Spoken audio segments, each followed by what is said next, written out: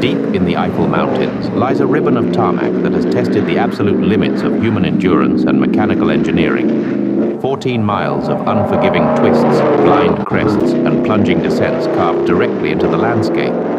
From the raw, supercharged power of the pre-war silver arrows to the razor-edge precision of the modern era, surviving this circuit requires unparalleled mastery. Buckle up as we take a high-speed, historic journey through motor racing's most legendary and fearsome crucible.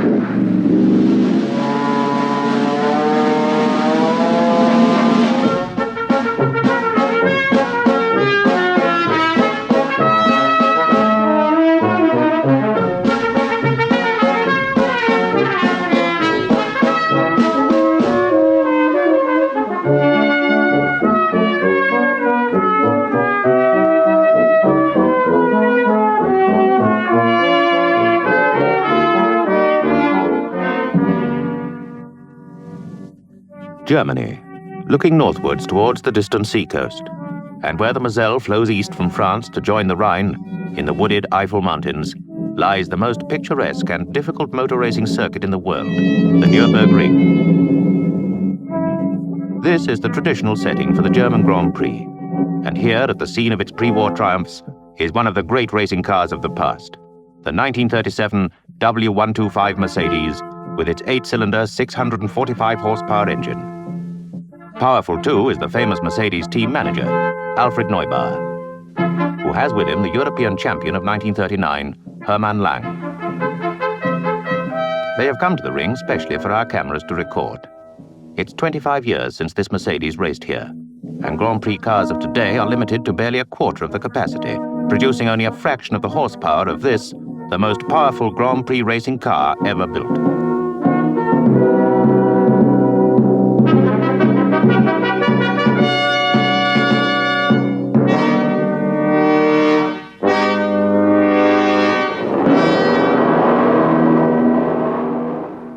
The Nürburgring is made up of 14 miles of road specially built for racing and high-speed testing.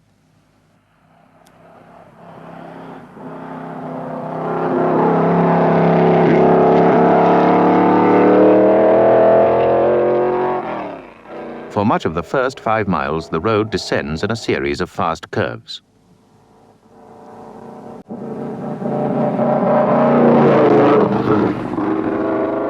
The town of Adenau is nearly halfway round at the foot of the circuit.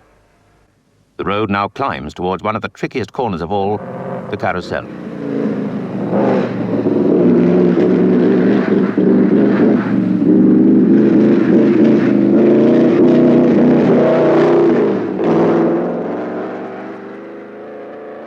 Lang is coming round for another lap, and this time you will sit behind the wheel and hear the 1962 World Motor Racing Champion Graham Hill giving his impression of the finest of all motor racing circuits. From the start, we leave the wide apron in front of the pits and get funneled into the narrow section just down here, which constitutes the normal width of the circuit. Of course, just after the start of a Grand Prix, we're all about 30-odd cars are trying to get into this funnel, and we're all jockeying for position, and it's fairly tricky. Then into the south curve, which is almost a 360-degree corner, and it's very difficult to hold the car in at this point under power, because I think practically all cars would understeer on this circuit. And we find that we then have to squirt out of here onto the uphill section, which comes behind the back of the pits. We very often get our pit signals from this section, illegally so. They put the big high wire fence up there to stop the mechanics giving us signals, but we can very often get a very good quick lap time in from this section. Now we come to a left-hand bend which starts the Nürburgring proper. Up over a bridge to a very nasty little left-hander, which is a second gear corner. Taken very carefully, and again very slippery in the wet. A very fast downhill section where we're reaching speeds in the order of about 130 miles an hour. This is followed by a series of left and right turns, about 5 or 6 in all, very close together, and very tricky to take at any speed at all. And it's most important to get the exit right from every corner. So I think a smooth flow through these series of corners would give one a better lap time. As you can see, the cars are eroding away the edges of the circuit here. We're trying to pinch every available inch of road here to straighten out the corners. There's a good example there. He just touches the dirt and a little puff of dust rises. And we're trying to do this all the time. Of course, it pays to be extremely accurate on this circuit and have the following corner in mind.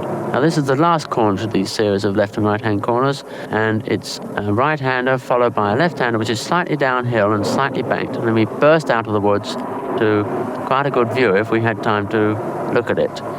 And we go rushing down over a couple of bridges until we come to a section called the Flugplatz, just here in front of us. Actually, all the cars leave the ground at this point. It's an extremely tricky corner because it's followed up by a very fast right-hander. And it's you have to make sure that you haven't gone too fast and get out of control when you're in the air, so that you don't get time to get stopped for the next corner. We're now entering a very fast downhill section. This point here is about the fastest path on the circuit. It's downhill, and we get up to about 150 miles an hour. It's even quicker than down the straight. And it gets very tricky stopping because we have to brake on a rather fast left-hand corner. The surface here is very bad, as you can see from the camera shake. This is the Foxrue, fast downhill section, left and right-hand corners, all concealed from view. It was on this section in the practice for the 1962 Grand Prix that I met with a slight accident when I ran over a television camera that had dropped off another car. I hit the camera just about here, it held my oil tank, and I spun off into the ditch on the left-hand side on my own oil. I went burrowing down this ditch behind those hedges like a giant mole and ended up about here, still fortunately up the right way. We now come to another section in the woods. The corner's gradually getting slower and slower until we reach this part here, which is about one of the slowest corners on the circuit with a sort of skyline view. And we drop into second gear here, and it's very easy to overdo it as it's so slow. Now we come to the downhill section going down to Adenauer Gate. It's a very fast section, but you need to be extremely brave to go down here very quickly. The corners follow one another in quick succession, going around the side of the hill, and if you can, you try and set the car up into a giant drift to drive the car through all these corners in one smooth line. This is a little bridge that must not be confused with the Adenauer Gate one. The approaches are very similar, and I'm afraid one or two people do make mistakes. And you can probably see one or two little holes in the hedges, which shows where they actually left the circuit. This you have to hug right into the hedge. It pays to touch the actual leaves of the hedge with the left-hand wheel. And now we're approaching the Adenauer Gate, which is a fairly similar approach to the little bridge we've just seen. Very fast. I always ease off just about here, drop into here, touch the dirt on the outside, and brake very hard for this bridge here. And then set the car up into the left-hand corner and hug the inside of the track very closely here. And over the bridge and away up to the uphill climb till we reach, again, the full height of the Nürburgring circuit. Now straight into the carousel. One gets very heavy due to the extra G-load on one's own body weight, and the car gets thrown around. It's very easy for the car to slip out of this banked section, and then of course you go straight through the hedge like a stone on the end of a piece of string. This is the Swallowtail, which is a smaller version of the carousel. Being less banked, it's even easier to fly out.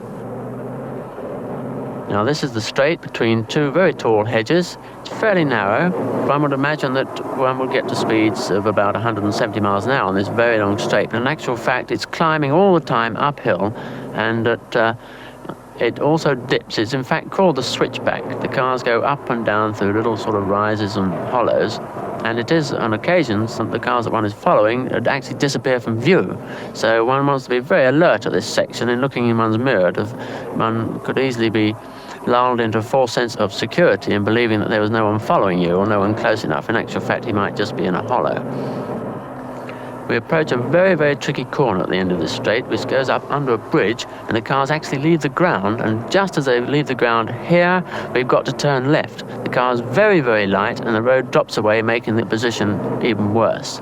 This is followed by a series of very fast left and right hand corners which could almost be taken flat out in 1962 Formula One cars. Very tricky, the car is slipping and sliding, and fairly steep too. One wants to be properly geared, and this completes another lap of the German Grand Prix circuit, the Nürburgring.